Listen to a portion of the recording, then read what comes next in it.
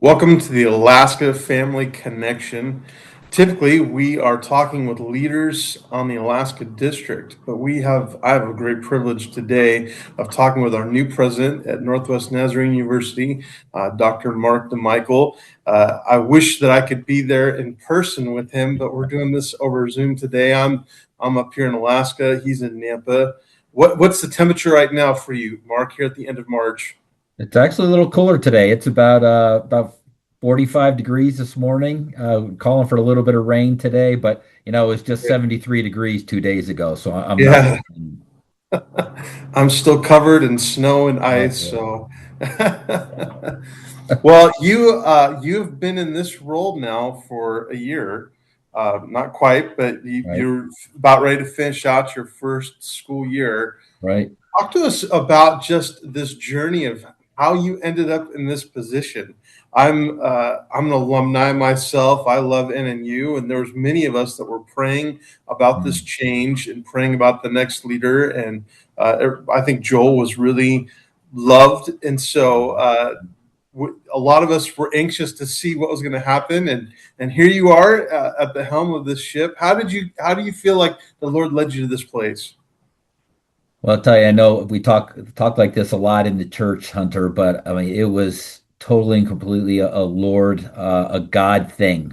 It was, up until a couple of years ago, the thought of being a president of a Christian university hadn't even entered my mind. I was very comfortable and felt like God was really using me to do some work for His kingdom that I enjoyed, that I was passionate about, and I really was the mindset I could do this until I retire. But God puts mentors into our life. At least I pray He does for everyone. And God put a couple of mentors into my life that just consistently challenged me in my willingness to have an open heart to something that God might call me to that's outside my thought process or what I would think for myself. And those two mentors really challenged me in different ways and say, "You're in higher ed." And they talked about capacity and being open to God's leading. So through that process, through a lot of prayer, that's when I really started. Okay, I need to be open to something beyond what even my thought of was for myself, and that's when I started being open to look to considering presidencies as they would come across my desk, opportunities that were presented to me. But to be honest with you, those started about a year and a half ago, and as they would come in through email from search agencies, I was not spending any time on them. I always, delete, delete, delete. They're just not. I thought I was being open. I really wasn't. But then, I think a year ago, September it was, I received an email from a search firm, and read Northwest Nazarene University at the top of it. I thought, well, Kim and I are both Nazarenes. We went to Eastern Nazarene. This is interesting. Let me pull it up. So I pulled it up, and the first thing I read at the top of the job prospectus was the NNU mission statement. And I'll tell you, Hunter, I read that mission statement and it just felt different. It hit me. It hit me in the heart. This is the reason why God called Kim and I to work in higher ed is that mission statement. And so I printed off the entire 12-page document and just started reading through it. And I got out my highlighter and I was highlighting, well, this is where our heart is. Well, this is how I feel like God has called me into this work. This is who I am. It was one of those moments. So I brought it home and showed it to Kim, my wife, and she read it. Well, this does sound a lot like you. So through that time of prayer together, then as a married couple, we said, "Okay, Lord, you've called us to be open, and this feels like something completely out of our realm of thinking and what we thought could happen, but you're in this, so we'll submit." I decided then I'll submit my materials and see where God leads it, and that started the journey to living in Nampa, Idaho. Got to be honest with you, as God kept opening up each step of the way, opened up the doors to move on to the next step in the process. Kim and I would pray, well, thank you, Lord, for this learning experience for the next step. But Lord, you do realize you're talking about Idaho here. A lot of Christian colleges east of the Mississippi. This is Right. But he just kept saying, "No, this is something I want you to keep stepping into and stepping forward in." And so we just prayed that we could be faithful, and he has been faithful in this. It's been an amazing 9+ months of our time here in Nampa. So prior to this assignment, where were you at and what were you doing before taking on this role? Yeah, we had been at Indiana Wesleyan University in Marion, Indiana for 28 years. I had three different roles there. The most recent one, for 6 years, I've been the vice president for student development. So I oversaw all of the aspects of the institution outside of the academic area. So I did that for really it was 5.5 years, was in that role. Prior to that, I was the athletic director. I was in intercollegiate athletics was what I had been in for a long time. So I was the athletic director at Indiana Wesleyan for 12 years. And then before that, I was a faculty member and the head baseball coach for 11 years prior to that. And then before we went to Indiana Wesleyan, I was the head baseball coach and professor of physical education at Eastern Nazarene College back in the mid 90s. Yeah, I mean, tell us a little bit about your background with the Nazarenes, because I think when people initially heard, they went, "Oh, he's kind of outside of our camp," but then I think people quickly realized, "Wait, maybe he's not." And you have some ties to the Church of the Nazarene. Yeah, absolutely. And I think I told the board when I interviewed with them last spring that, we were looking at like we were on a 28-year mission call to the Wesleyans, and now God was calling us back home to the Nazarenes. So, yeah, like I said, my wife and I are both graduates of Eastern Nazarene College. My wife actually is a deep Nazarene. She's a fourth generation uh, Well, Nazarene. Her grandfather was a Nazarene pastor in Scotland and moved his family, which included her dad, over to the United States because he wanted his kids to have a Nazarene education, college education. So they moved mm, took a pastorate in New England so that his kids could go to UNC. So she has a deep legacy with the Church mm, of Nazarene. I was raised by both of my parents were ordained in the Salvation Army. So I was raised in the Salvation Army, but then went to, which theologically is in alignment with the Church of the sure. Nazarene, the Wesleyan Holiness denomination. Then I went to Eastern ENC for college, and that was really my introduction into the Church of the Nazarene. And pretty within the midway of my freshman year, just really felt a draw to the Church of the Nazarene and started going to the Wollaston Church of the Nazarene, which is the college church that are on the campus of Eastern Nazarene, and really was a member of the Church of Nazarene from there on. Kim and I got married. We were public school teachers in Southern California. We were members of the Moreno Valley Church of Nazarene and then the Redlands Church of the Nazarene out there, raised our kids there. God called us back to ENC. But then when he opened up the door and called us to Indiana Wesleyan, we actually stayed in that with Church of Nazarene for a while, but then felt a call to be involved in the college church there, which was a Wesleyan church. So yeah, a lot of deep affection, and actually, even when we were in Indiana, the General Assemblies were held in Indianapolis over that numerous times over our 28 years there, and we would always attend General Assembly for our Church of Nazarene fix while we were we were there in Indiana. So it feels like it was about this time of year that the announcement came out. We've Yeah. selected the new president, and yet you were finishing your responsibilities. Mhm. And I think it was like July, the beginning of July, right, that you actually started. Yep, started July 1st. We moved out to Nampa middle of June, and July 1st was the first official day. Yeah. So you had kind of this period of, a couple of months, 3 or 4 months before you actually came here and had boots on the ground.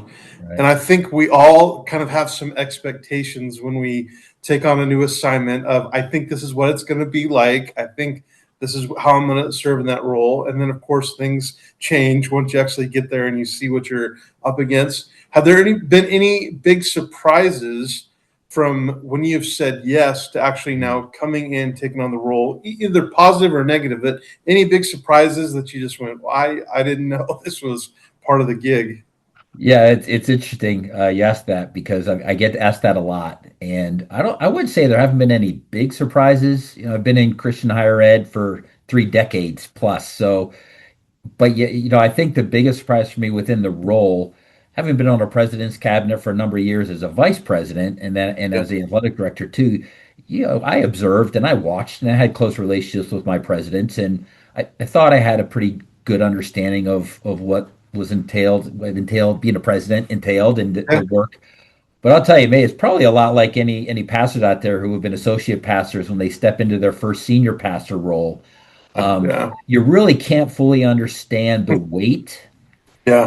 and the relentlessness of the role until you're in it. And so I would say that's the work I'm doing, the work I've been asked to do or I needed to. None of that has really surprised me.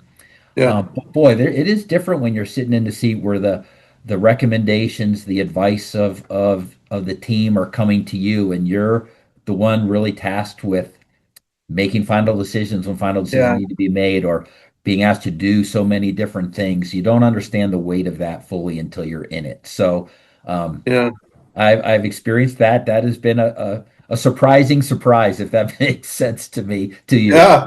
for me. And then I think a really positive surprise. Kim and I did a lot of research on NNU when it was all looked like the train was rolling towards this being a reality. Yeah. And one of the things we heard consistently from folks that we talked to was about the strength of the community in NNU. Mm. And you hear that a lot in Christian organizations, and we're like, oh well, that's great. We'll see. What Right. exactly does that Right. mean?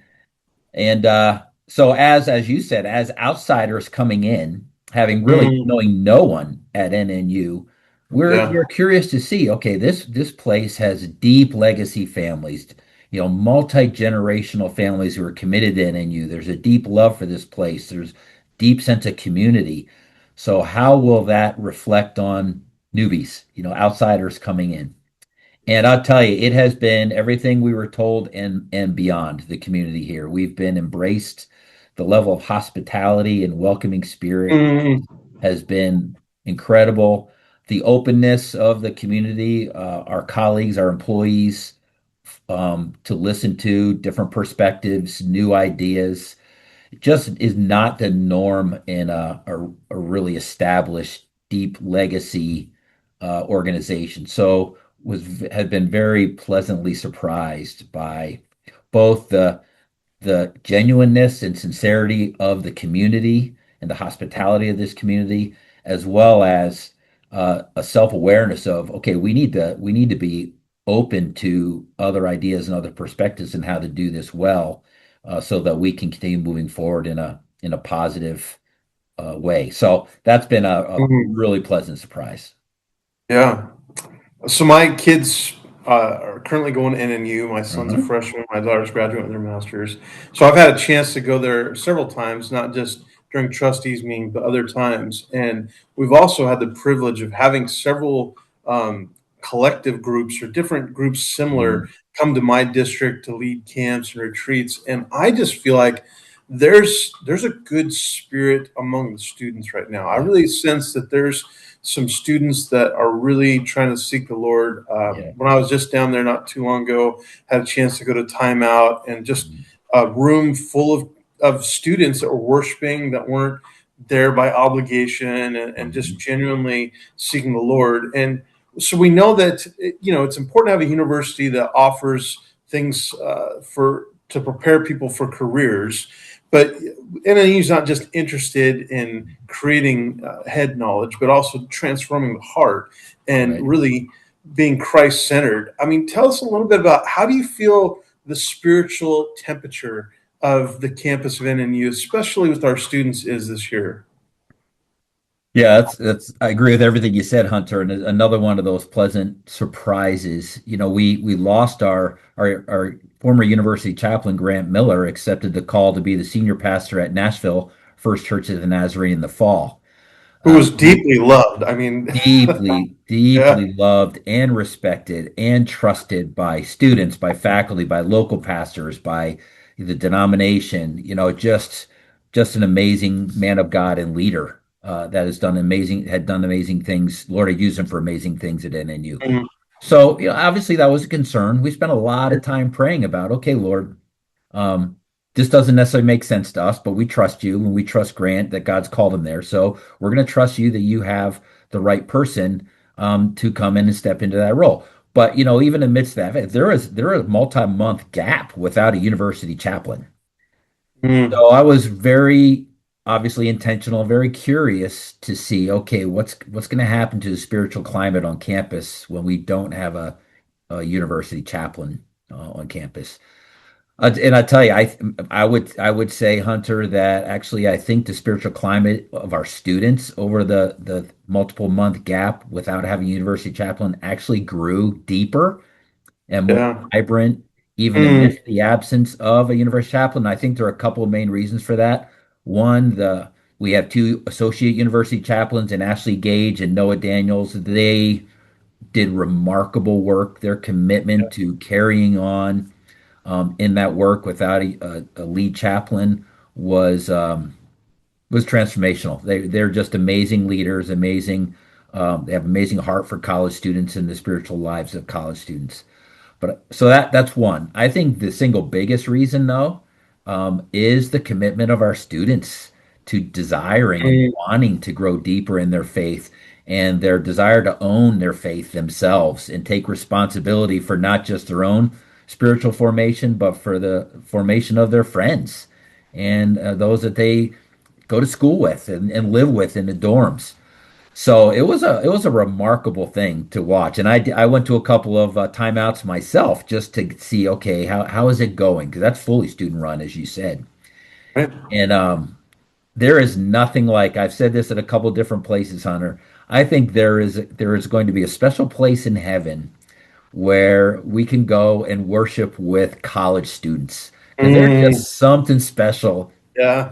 about being in a room with college students who are just worshiping the Lord and praising God for what he does. It's a special thing and that was there was just a growth and an increase in that this year. So I do think there's a deep hunger for that.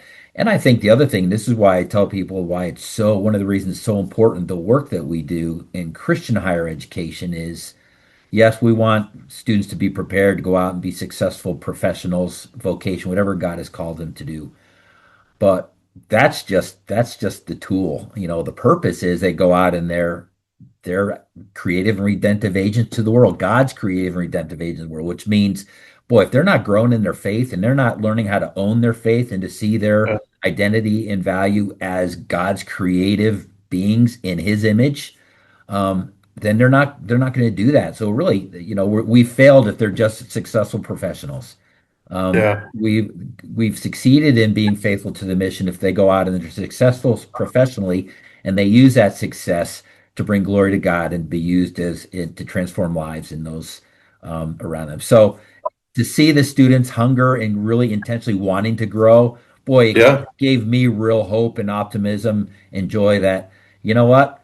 NNU is developing creative and redemptive agents to the world, and these students are gonna make a difference. It's pretty exciting. So speaking about that, Nate Roscom's recently been Yeah. identified as the new Mhm. chaplain. I'm sure there was quite a few applicants. What Yeah. what made the university go with that decision to bring Nate on? Yeah, it was a very I was very happy. It was a very deep application pool for the university chaplain, and which is exciting, but it also makes the decision, the process very challenging because you have a Right? lot of really good people. We had an amazing search committee. I formed a search committee of 12 people from around campus and included a student, one of our student leaders, SGA president, but also faculty and staff who showed a particular investment in spiritual formation around campus and in the role of university chaplain. So having a group of really smart people who are committed to prayer and sharing honest feelings is really critical in a search process. And we did that, and we had those people around the table. So as we went through each step of the process, and it took a while, Yeah. we committed as a group to praying together, to praying individually, that just the right candidate would surface, even beyond the resume and the CVs, and those are important. But really, okay, Lord, we want this decision needs to be a combination of mind and heart.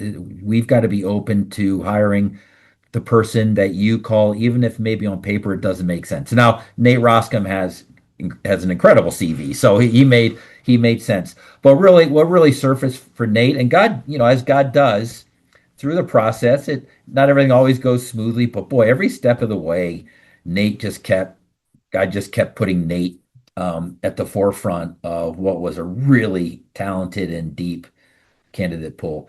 So, what I think for Nate, what really surfaced as far as Nate's candidacy in the eyes of the search committee and in me as we prayed was his experience. He was a youth pastor for many years, but his leadership ability as a senior pastor at Lakeview Church of the Nazarene.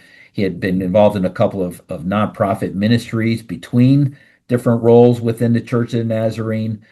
So that he's a visionary, he's creative, and he's not stuck in one way. He has all kinds of ideas, and we felt like that in that role we needed somebody like that, somebody who would bring a wasn't afraid to try new things, but most importantly showed a passion for the Lord, showed clear that they are a Nazarene. They are fully aligned and committed to Church of Nazarene and our theology, our Wesleyan holiness theology, our Wesleyan Nazarene holiness theology, and they love college students. And he's like a magnet. He came to a timeout uh, before he started in the role, after he had been hired or been named, but he hadn't started yet.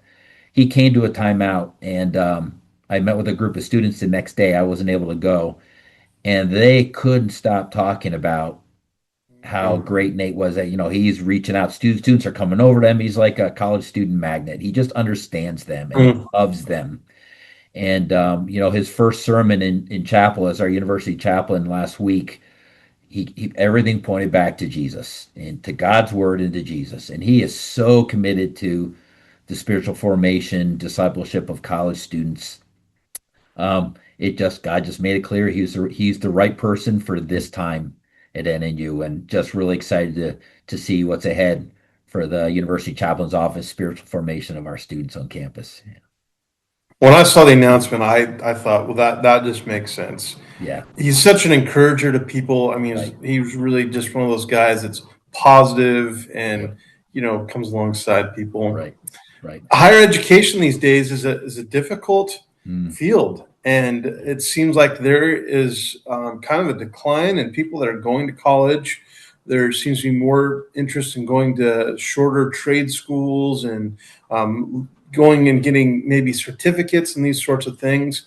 And I even know that NNU was not going to open up one of the dorms to just condense space. And then I mm, was pleased to hear that no, indeed, we had a surplus. mm. We're not gonna kind of put that dorm on hold. But talk to us a little bit about what's making it a challenge these days for higher education, particularly when it comes to enrollment, and what does that do for NNU? Yeah, you're right, Hunter. There are challenges, and everyone is facing them, and um, it's important for institutions, universities right now to be honest with ourselves and see, okay, the old traditional model, financial model, just you can't rely on that anymore. So you have to think outside of the box and what are other ways you can be missional to support the traditional on campus. So, I think there are a couple of things that have contributed to that. I do think, and I think it's still, we need professional trade workers. And I think we went through a phase where we realized in our country, man, we don't have enough skilled tradespeople out there. And so I think that shift to more high school students looking at the trades, I think that's a good thing for our country. The thing that's challenging for universities is it feels like alongside of that realization, then came this narrative that college somehow is not as good an investment as it used to be, and that none of the research and data really supports that, but there is a general narrative out there, especially in the media, that it's not worth it. The investment of however much it costs to go to college now is not worth it. And actually all the data continues to show, if you're looking just purely from financial um, prospects for college students, it still projects out that financially you're going to make more money over the course of your life with a college degree, even more with a graduate degree, doctorate. All those numbers still play out that it's a good idea for those that their abilities line up with professions that require a college degree. It's still a really good choice for you to do that financially. So working to change to bring accuracy to that narrative, I think, is really important, but we're still fighting against that. I think the sticker price of universities and the cost of running a college campus has been a challenge, and that's one of the reasons why we have to think outside the box. So, and for us, I would just say, culture. I mean, for Christian universities, especially the freight train that has been our culture and the secular worldview that's taken over our culture, especially over the last 10, 15 years, has made that Christian University has been kind of swimming upstream against culture for a while anyway. But boy, the pace of that cultural river that we're swimming against has picked up in a big way. And so I think that's something that we fight against. Now, personally, I think the harder that part of the work gets, the more important it is. And the more important it is for us to be very bold in who we are and the fact that we are a Christ-centered institution and to not shy away from that, but to double down on that. Because I do think this generation of college, high school student, college student, even those that aren't raised in the church, they're hungering for something. They can't necessarily verbalize what it is, but they know they've got an emptiness in their heart and they're searching for what that is. And the answer, as we know, is Christ. And Yeah. so, as a Christian university, I do think there's reason for optimism, but we still got those challenges that are out there. So, what it forces us to do, and we're excited about, and you know this as a board member, we're starting initiatives that are a little outside of the box. We're starting an e-campus initiative that is accelerated bachelor's degrees that will be specifically geared towards working adults, 25 to 45, those adults who never went to college or those who started college and never finished, that within their work area, their vocation, their career, as they look at it, I think, boy, there might be more opportunities for progress, for career advancement with a bachelor's degree or companies that are looking to support and provide opportunities for their employees to get a bachelor's degree, but to do it in a way that's convenient and workable for a working adult who can't just stop working to go to college. So we're really excited about our e-campus. So we got accredited in the fall by Northwest accrediting body, and it's basically what they are. They're 92-hour degrees, whereas a typical bachelor's degree is 120 to 125 hours of classes. These degrees are 92. So an adult can get this degree done in about 2 years. So Well, and then the result of that too is not only you can get it done quicker, but it's cheaper. It's more affordable, and everything is asynchronous. So it's online. You don't have to be at class at a certain time. You can get online and view the video for the class, recorded class. Our support system, our support people will be working in the evenings into the early night so that the working adult gets off work at mm, 5. They go home, they have a question about what classes register. They can call us at 7. We've got live people working in the evening. yeah.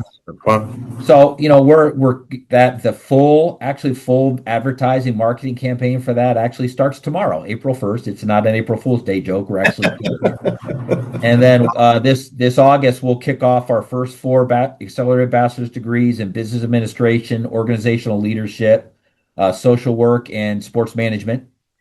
And then those will start in August, September. Classes last 6 weeks, so there's a lot of opportunities during the year to start a program. It doesn't just start in the fall. And then the plan is to then keep adding more programs to that over the next couple of years as we grow. So we're excited that because we're really the first to market in the Northwest. No one else is doing it to the mm, extent that we're starting it.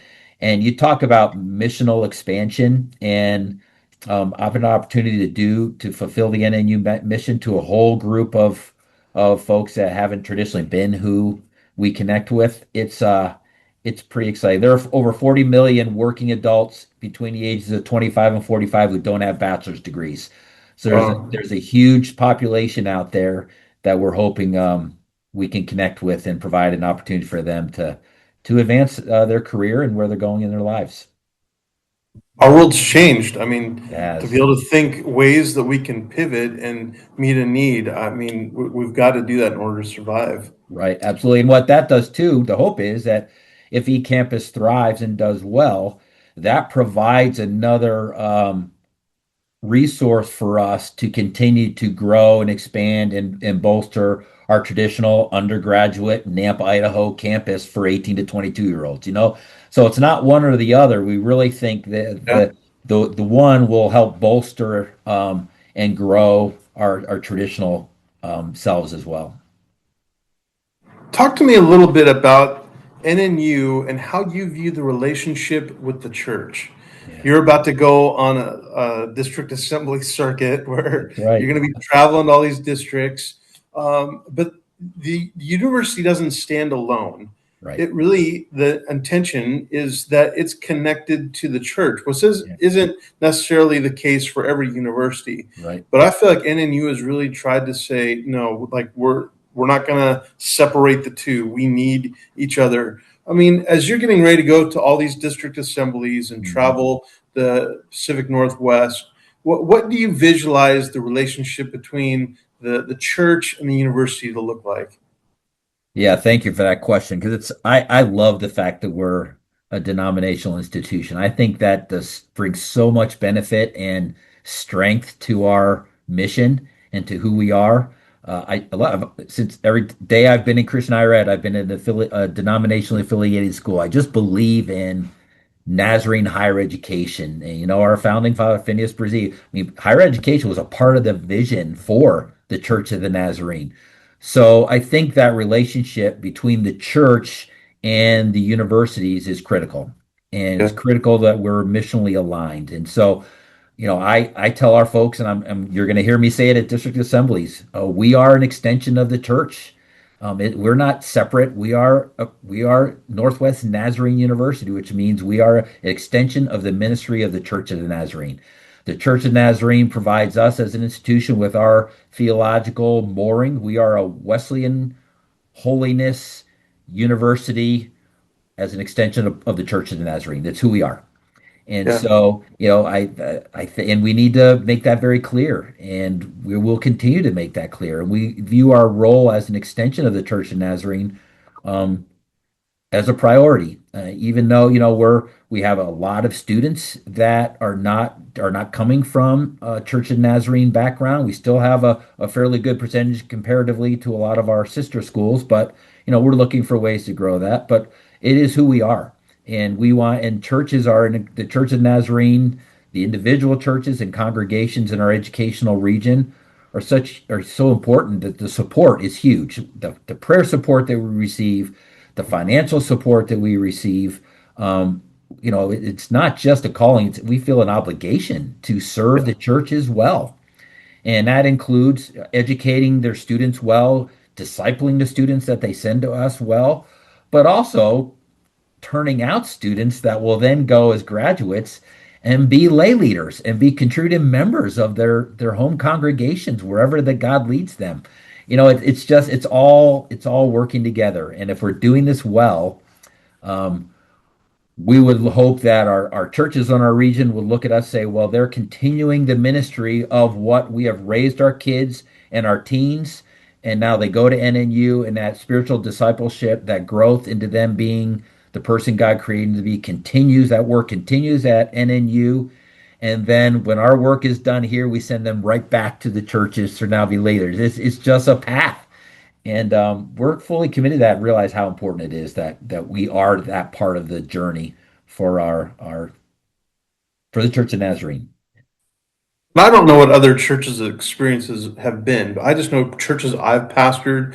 I've always been a big proponent of NNU, Mhm. sending kids there, and sometimes kids get a little bit afraid of sticker price. But my experience has been NNU really does want Nazarene kids there, and Yeah, I've seen NNU just go above and beyond to financially make it possible for students to be there. I just feel like NNU, again, just my experience has just mhm. been they really want the kids from our church to end up at that university, and they're going to do everything they can to make that possible. And I do feel like there's been a great partnership between the two. Yeah. Yeah, that really makes me happy to hear you say that because it is important. And what I try to tell, and our admissions folks try to tell families, students, and their parents and their loved ones as they're looking, please don't fall prey to the sticker shock. Stay in the process. Give us a Right. chance to work you through the financial aid process Yeah. to see what kind of aid assistance you're eligible for. And we do have specific programs for Nazarene students to make it more viable for them to be able to come to NNU and experience. And we think, I would say, and I mean, we try to get the payment price, not the sticker price, but try to get what the students are actually going to pay to come here. We try to get that as low as possible within what their means are. Um, and we're committed to that. But I also love to talk to parents about, well, let's talk about the value of what you're getting when your student comes to NNU versus another school. And and we have plenty of testimonials from students, from grads, from current students who Yeah. transferred here, who went, okay, they go to a state school because it's cheaper. And maybe they did transfer to NU, maybe they're paying a couple $1,000s more a year to come to NNU, but they talk about how much more they get from the experience at Yeah. NNU and how worth it is to spend a little bit more. Now we try to work so that you're not paying more to come here, but even if we can't quite get there, um, I think it's a really strong investment because it's more than just about career preparation. And it's about discipleship. It's about our students on the path where when they leave here, they're closer in their relationship with Christ and have personalized it more than the day they got here. No matter where they were in their journey when they got here, whether we've got students that come here, Hunter, you know this, that I mean, their first time they step into church is the first chapel they go to NNU. Yeah. Oh, and I Yeah. love the evangelistic part of what we do here. But then Yeah. we have other students that come and they were born Nazarene. They're a fourth generation Nazarene. They've been in their church every Sunday and more Friday youth group since the day they were born, and they have an Yeah. incredibly mature faith for an 18, 19, 20-year-old. And then we've Yeah. got everybody in between. And it's a beautiful thing. Now it makes it challenging sometimes, but man, it's a beautiful thing. So no matter where they are in that journey when they get here, our purpose is that when they leave, they're closer to being closer in a relationship with Christ and closer to being that person that God created them to be in His image than when they got here. Yeah. Well, let's take it a little bit personal. Yeah. So, you have a family. Tell us about your kids. Where do they live? What? Tell us about that part of it. Yeah, I'm married. My wife is Kim. We've been married for this July. It'll be 38 years. And she was we taught public school together at the same high school for many years. And when God called us into Christian higher ed, she was a longtime faculty member at both Eastern Nazarene and Indiana Wesleyan. She was a professor of secondary education, so she worked with teacher preparation for those students that were working towards being high school or junior high teachers.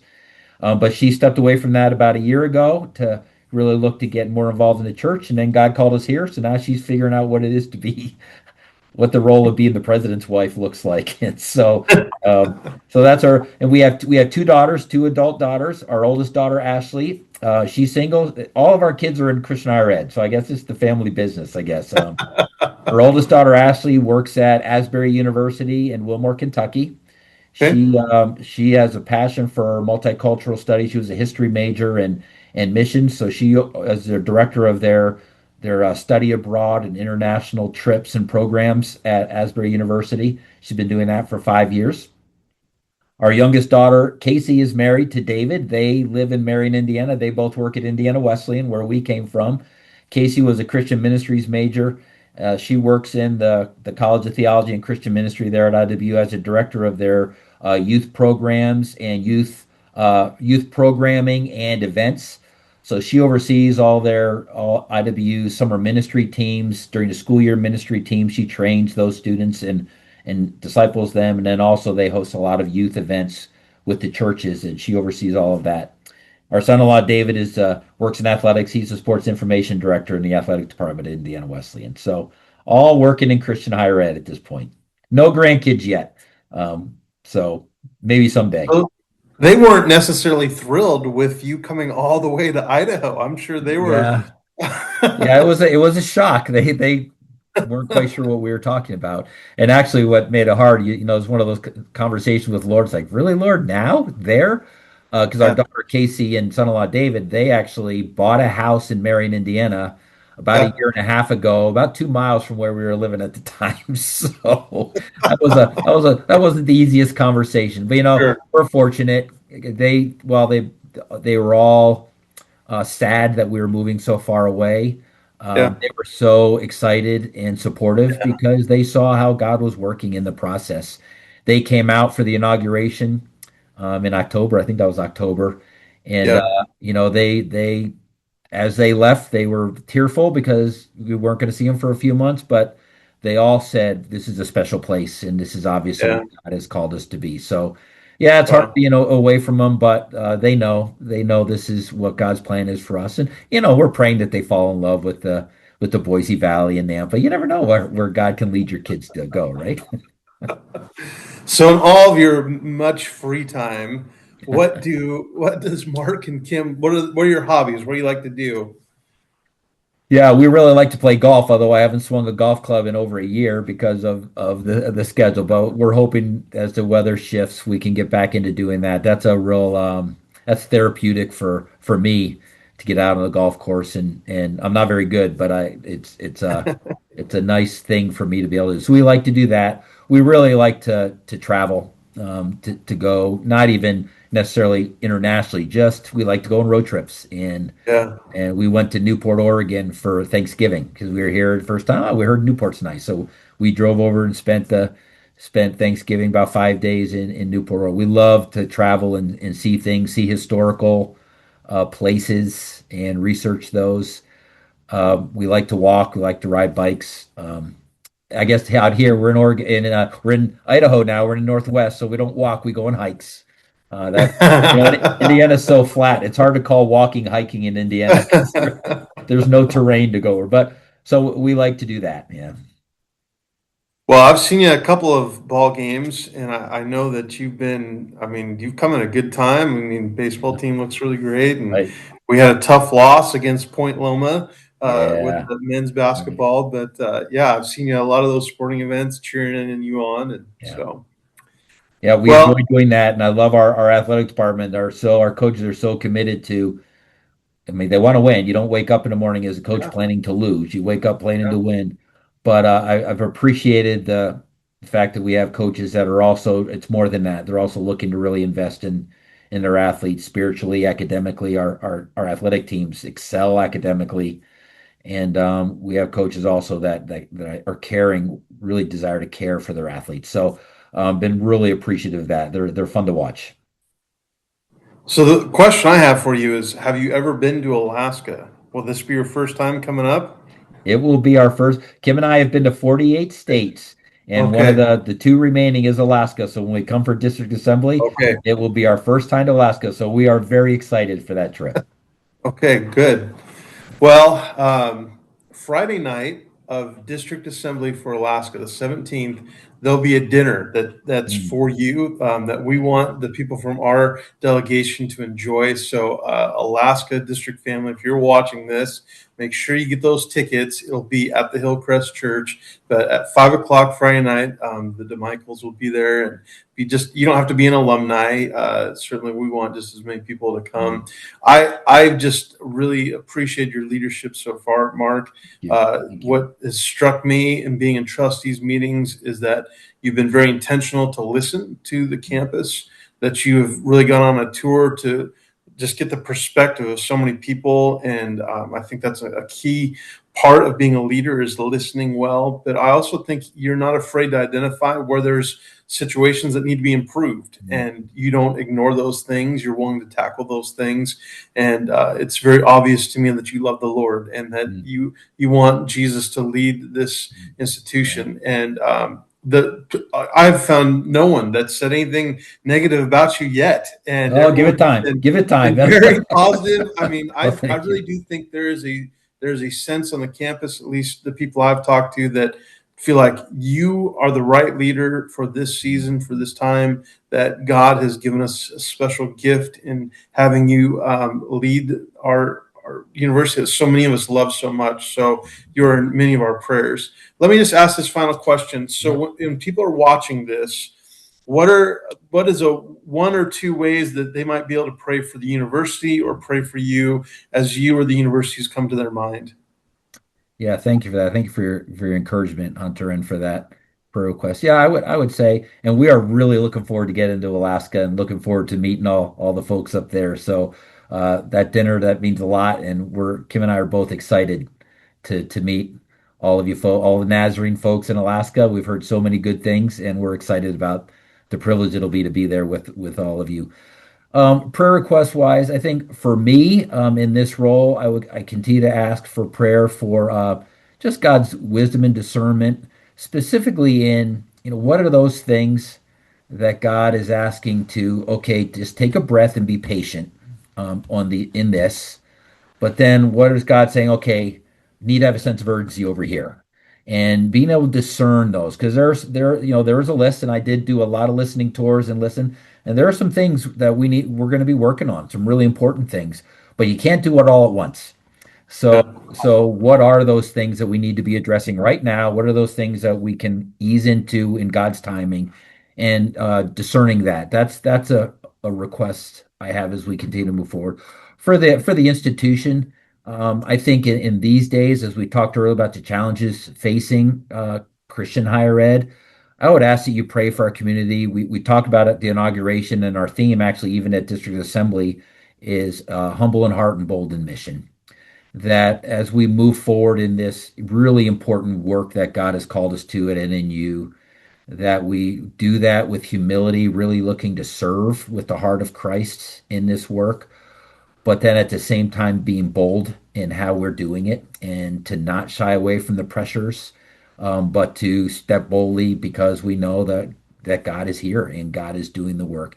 So to pray for our community in that, the senior leadership team and I speak into that, Mm. that more of our community, our faculty, our staff will lean into that and into that combination of things, because there are good days ahead. I really believe that. Yeah. Well, Mark, thank you so much for your time. And you viewers, I want to thank you for watching, and we'll see you real soon. We will see you soon. Thank you, Hunter. Appreciate the opportunity.